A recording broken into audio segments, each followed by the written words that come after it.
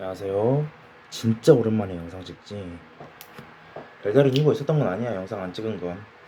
그나저나 이준석을 찍긴 찍었는데 이재명이 대통령이 돼버렸네. 사실 별 기대하지도 않았어.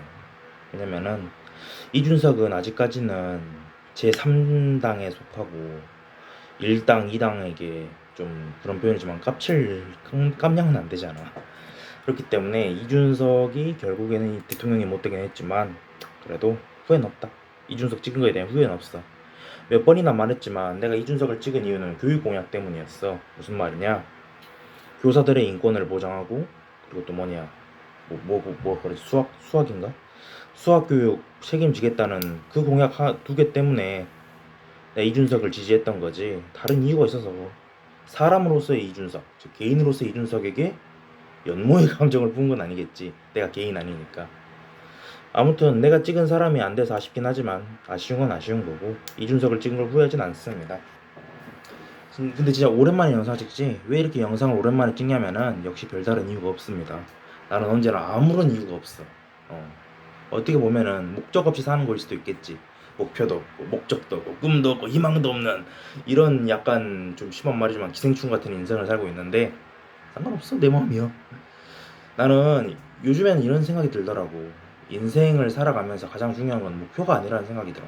물론 목표가 있어야 사람이 힘이 나기도 하겠지만 목표가 없다고 해서 딱 힘이 빠지는 게 아니더라고. 오히려 사람이 목표를 세우려고 하면은 너무 큰 목표, 너무나도 원대한 이상과 아름다운 미래를 꿈꾸기 때문에 그것 때문에 현실에 좌절감을 느끼고 박탈감을 느끼는 경우 또한 있다고 생각합니다. 흔히 말하는 목적주의지. 라이포드가 그렇게 비판하는 목적주의일 거야. 근데 난 이런 생각도 들더라고. 목표를 추구하는 게 무조건 목적주의라고 비난받아야만 할 일인가. 그런 생각도 들고, 삶의 목적이 없으면은 어떤 의미가 존재하는 것인가. 아무 목적이 없고, 목표도 없다면은, 목표 없이 살아간다고 한다면, 그 조나모 말대로 아무 목표 없이 살아간다고 한다면, 인생은 무슨 의미를 가지는가. 이런 생각도 많이 했던 것 같아. 철학적인 고민을 굉장히 많이 했어. 백수주지에 말이야. 백수주지. 네. 역시 사람은 소망을 이루기 위해 사는 것 같아. 그것도 목적일 수도 있고 목표일 수도 있겠지. 근데 소망을 이루는데 강박을 가질 필요는 없어. 그게 바로 목적 의식인 거고 목표 의식인 거니까. 목표를 반드시 이뤄야만 한다. 목적을 이뤄야만 의미가 있다. 이런 것들이 바로 사람을 병들게 만드는 거지. 노이로제 걸리게 만드는 거잖아. 근데 그런 거는 너무 지나치게 극단적인 목적주의라고 보고, 그럼 조나모가 그렇게 말한 충만주의는 무엇인가? 이런 것들도 생각을 해봐야 되는데, 충만주의는 한마디로 말하면 실존은 본질을 앞선다. 이 한 문장이 충만주의의 본질이야. 무슨 말이냐? 사르트르인가? 누가 말했는지 모르겠는데 실존주의자들은 실존이 본질을 앞선다고 말하잖아. 왜 그런 말을 할까? 예를 들어서 호랑이의 본질은 호랑이의 본질이 있을 것이고 사자는 사자의 본질이 있을 거지만 사람은 본질이 딱히 없다는 거야.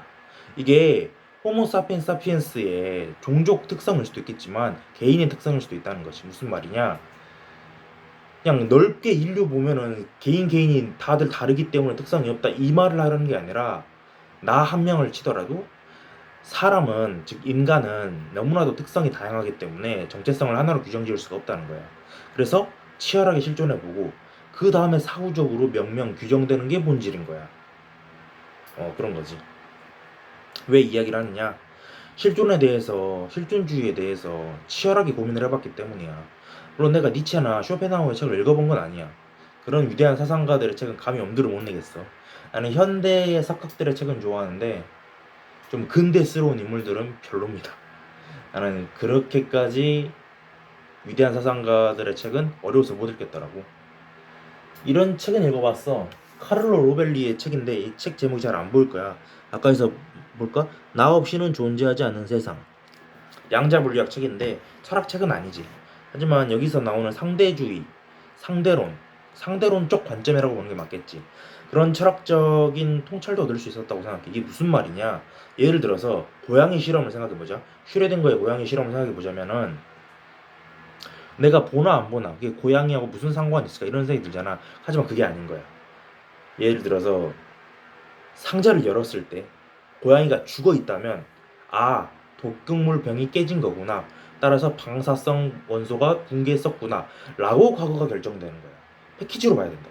상자를 열었는데 고양이가 살아있다면 망치가 안 내려갔구나. 따라서 방사성 물질이 붕괴하지 않았구나. 이렇게 거가 정해진 거라. 그러니까 양자 물리학에서 말하는 슈레딩거의 고양이 사고 실험은 한마디로 말해서 그 시간이 거꾸로 흐른다는 명백한 증거가 될 수도 있는 거라.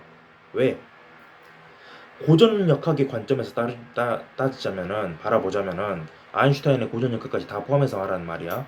고전역학의 관점에서 바라보자면 뭐라고 설명해야 될지 잘 모르겠지만 나 한번 설명해 볼게.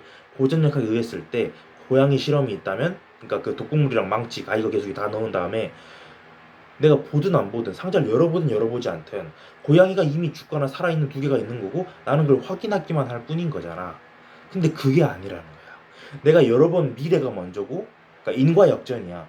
열어봐서 관측한 미래가 먼저고, 그 관측한 미래에 따라서 망치가 내려갔냐 안 내려갔냐 과거가 그때 결정되는 거고, 망치가 내려갔다면 가이거 개수기가 작동했다는 거니까 방사성 물질은 붕괴했었다는 거야. 망치가 안 내려갔다면 가이거 개수기가 작동하지 않았다는 거니까 방사성 물질은 붕괴하지 않았다는 거야. 시간이 거꾸로 흐르는 거라고. 복잡한 철학이야. 그리고 모든 걸 패키지로 봐야 돼. 모든 건 양자 얽힘으로 얽혀 있으니까. 그래서 시간이 흐르는 것처럼 보일 뿐인 거고 인과관계가 존재한다고 생각될 뿐인 거지. 휴미 그렇게 말하지 않았나? 데이비드 휴미. 인과율조차 부정해야 된다. 인과율은 그냥 귀납이 주는 착각일 뿐이다. 환상일 뿐이다. 지나친 인식론일 수도 있겠지만 난 이런 철학이 마음에 들어. 그래서 춘코의 철학도 가입했고, 참고로 춘코의 철학 가입 한 달에 990원이야. 난 백수라서 돈 많이 벌어야 되겠지. 뭐 아무튼 그런 거고. 요새는 자기계발서도 별로 안 읽습니다. 그냥 별로 의미가 없다고 느껴져서 별로 안 읽는데, 근데 또 옛날엔 많이 읽었어. 많이 읽었지. 자기계발서 중에 가장 유명한 게 시크릿이긴 한데, 시크릿은 자기계발서라기보다는 종교서적에 가깝기 때문에 나는 시크릿을 개인적으로 자기계발서라고 인정하진 않습니다.